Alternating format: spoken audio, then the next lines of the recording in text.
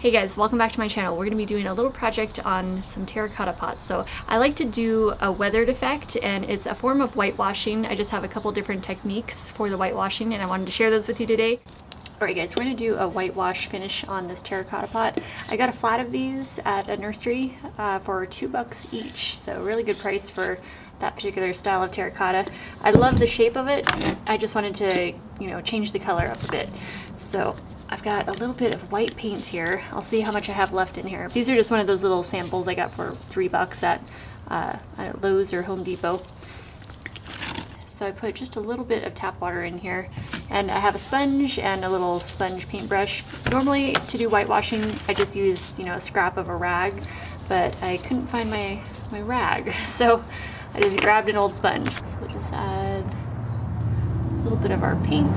Okay, I'm just using my sponge to mix up the paint and water. I usually like to start out with a lighter wash of it, and then you can always build on it. So normally what I'll do is start out heavier at the bottom, and you can always add more water if you want to thin it out a bit. And I'll do a lighter fade as I go up towards the top of the pot. And one of the easiest ways to hold the pot while you're doing this is just to stick your hand inside the pot, instead of holding onto the lip and spinning it as you go, because sometimes you can transfer paint where you might not want it. Yeah, the whitewash effect is really nice if you want to keep a natural look, but you want to tone down the oranginess or the brown tone of the terracotta just a little. Okay, so I wanted to have a second container with water. Normally I will do that. I'll have one container with my paint and water mixture, and then one that just has water. I'm going to rinse off my sponge, just kind of soak that in there, squeeze out some of that paint. Also, the terracotta is so porous, it really soaks it up fast. Okay, I think I'm gonna leave it at that, and I'm gonna let that one dry. Okay, so our first pot is dry. I'm gonna do a few more of those. Okay, I also found my rag, and I'm cutting a couple pieces off of it.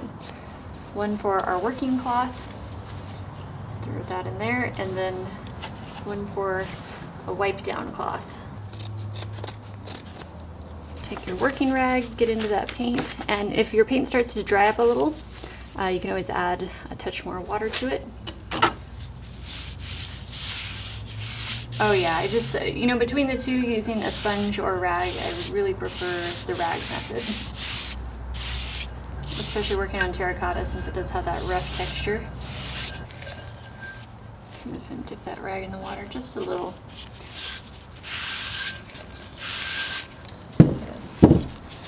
Touch up on the inside here too. Okay, I just want to show you how this one turned out. This one has a little bit of unevenness in a couple areas, and there's like a couple of divots in the clay itself, in the terracotta, and it caught extra paint, so I actually like that look. So it made it turn out more natural looking, like a natural weathered appearance. Okay, we're doing another small one.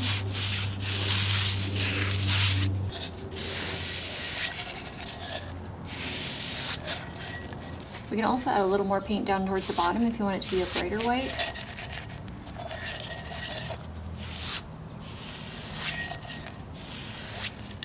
Okay, we'll set it down and get that inside a little bit. Okay, I think I'm going to leave that one just like that. Something else I really like about doing the whitewash effect on the terracotta is it still allows enough porosity with the terracotta that it's able to breathe, meaning the soil can dry out at a reasonable pace. So if you have succulents or cactus that need to be in more aerated soil, terracotta is excellent for that.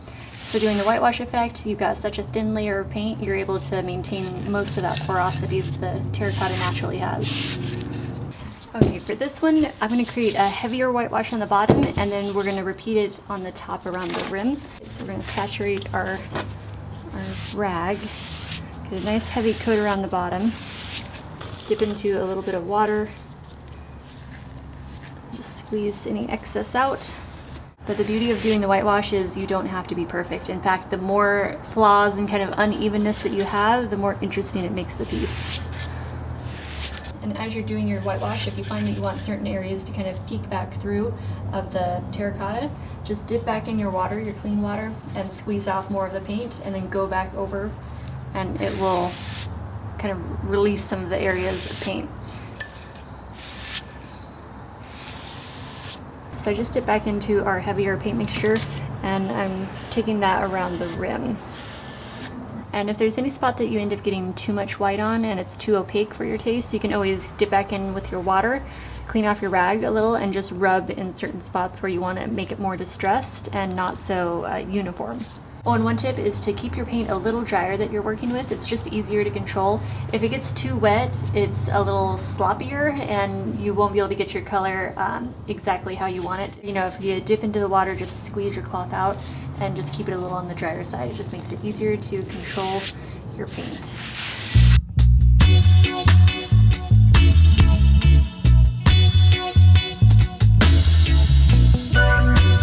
Alright guys, so I just wanted to share those tips with you on how I whitewash my terracotta pots, because we're going to be doing a lot of potting up of succulents and cactus in some upcoming videos, and I'm going to be using these pots.